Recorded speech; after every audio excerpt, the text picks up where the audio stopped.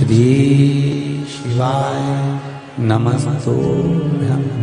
शिव महापुराण कहती है सोमवार के दिन भगवान शंकर को अगर जल चढ़ाया जाता है तो घर में तेज लक्ष्मी प्राप्त होती है। क्या मिलती है? तेज लक्ष्मी। कर बैठी थी, उनके नेत्र से अश्रु गिरा, उससे बेलपत्र उत्पन्न हुआ। काय का वृक्ष उत्पन्न हुआ? बेलपत्र।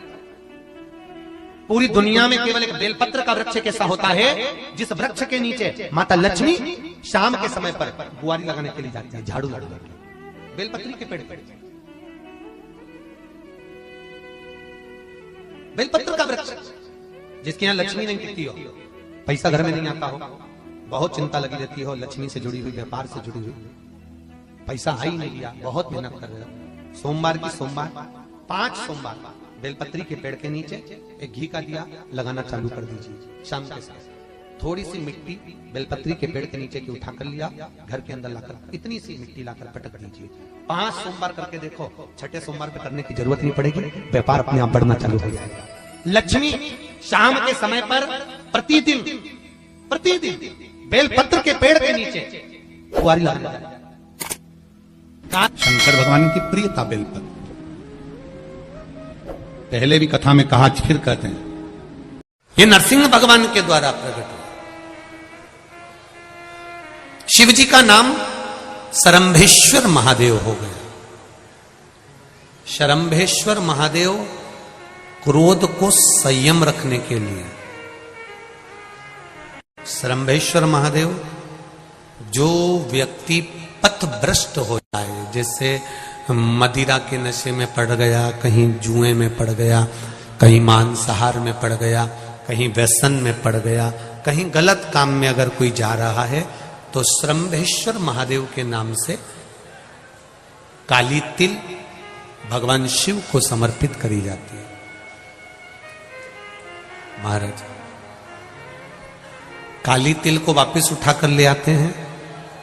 उसी काली तिल को जो मदिरा का नशा करने वाला होता है या जो गलत व्यसन में डूबा हुआ होता है, उसको वो सुबह के समय अगर नहीं खाता तो भोजन के साथ उसको दिया जाए। शरंभेश्वर महादेव। एक बेलपत्री का भी बहुत अच्छा प्रयोग है शरंभेश्वर महादेव का। मदिरा पीने वालों के लिए, मांसाहार, व्यसन में, जुए में, पेशावृत्ति में, पर नारी में, गलत जगह पर जो डूबे रहते हैं उनके लिए। पहले की कथा में उसका वर्णन किया है बेलपत्री का। शरंभेश्वर महादेव। एक बार सब बोलेंगे, कौन से महादेव?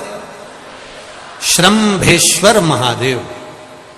फिर जम के बोल लो एक बार, शरंभेश्वर महादेव। जब हमारे घर में क्रोध बढ़ता है या कोई गलत कार्य में जाने लगता है तो शरंभेश्वर महादेव का हमें शरणागति लेना चाहिए। शरंभेश्वर महादेव का पूजन करना चालू कर देना चाहिए।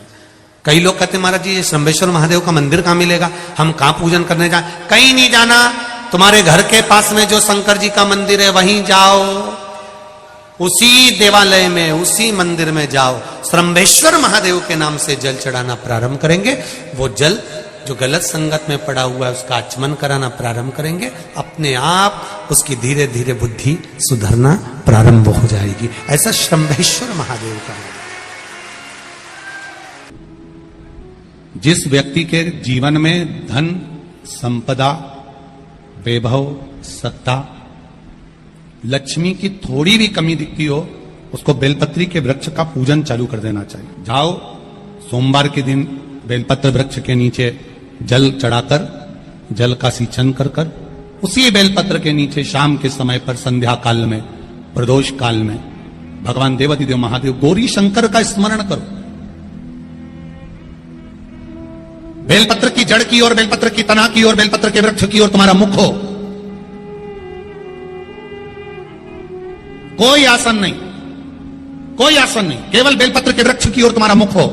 जहां बेलपत्री का वृक्ष है उसके नीचे बैठकर, उसकी छाया में, उसकी ओट में पंचाक्षर मंत्र नमः शिवाय, या फिर षडाक्षर मंत्र ओम नमः शिवाय, या फिर श्री शिवाय नमस्तुभ्यम का स्मरण कर कर अपने हृदय की बात गौरी शंकर से, महादेव से कहे। शिव महापुराण की कथा कहती है 7 दिनों में एक दिन सोमवार का ऐसा होता है जिस दिन 33 कोटि देवी देवता बेलपत्री के वृक्ष के नीचे बैठकर भगवान शंकर और पार्वती का स्मरण करते हैं और शिव पार्वती उनकी झोलियां खुशियों से भरते हैं। देवता भी जिनका भजन कर रहे हैं वो बेलपत्री के वृक्ष के नीचे। लक्ष्मी, मां लक्ष्मी भी बेलपत्र के वृक्ष के नीचे निरंतर विराजमान होती है। और आप लोगों से एक निवेदन और करना चाहेंगे, ये मनुष्य का शरीर जब तक रहे, ये मानव की देह जब तक रहे, जिंदगी में एक बेलपत्री का वृक्ष अपने रहते रहते कहीं पर भी लगाना, उसको बड़ा करना, उसको बड़ा कर कर जैसे अपने बच्चे को बड़ा करते हो ऐसे लगाकर बड़ा कर कर महादेव से कहना कि मैंने अपनी जिंदगी में, मैं मर भी जाऊं, मेरे प्राण छूट भी जाएं, मेरे जाने के बाद मेरे घर के लोग एक लोटा जल चढ़ाएं ना चढ़ाएं, बेलपत्री चढ़ाएं ना चढ़ाएं, पर ये वृक्ष मैंने बेलपत्री का लगा दिया, अगर मैं मर भी गई तो मेरे मरने के बाद भी मेरे हाथ की बेलपत्र महादेव को चढ़ती रहेगी, महादेव को प्राप्त होती रहेगी। लगाओ, एक बेलपत्री के पौधे को छोटे से बड़ा करो, बड़े से बड़ा करो, बड़े से बड़ा करो, और बड़ा करने के बाद उसको कहीं तुम्हारी मर्जी पड़े जहां उस बेलपत्री के वृक्ष